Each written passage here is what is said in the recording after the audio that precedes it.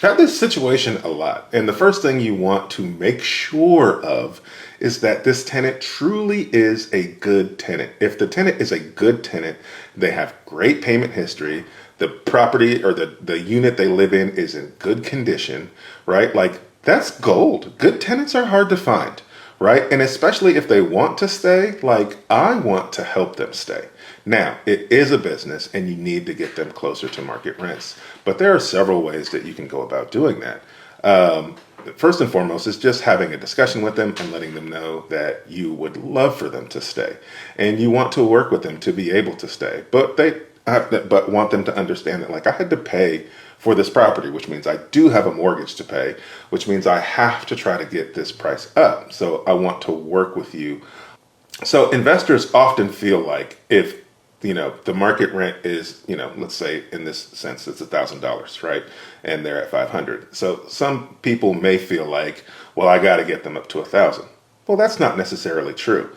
I am willing to take a great tenant at a lower price if I don't have to do anything, because you're going to have to spend some time and money turning this unit if they move out, right? So if they move out, it's going to cost you some time and some money in order for you to then turn that unit around and get $1,000 a month.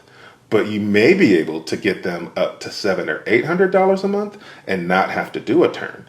And to me, that's a win. And so I would have that conversation and say, hey, market rent is about $1,000 a month for this unit. That's what I could get if somebody else were to move in here, but I'd like to be able to keep you. Do you think you could afford $800 a month? And if we could gradually stair step you up to 800, do you think that would be reasonable? And a lot of the times they're willing to do those things because most tenants know that they're getting a deal when they have really, really low rents.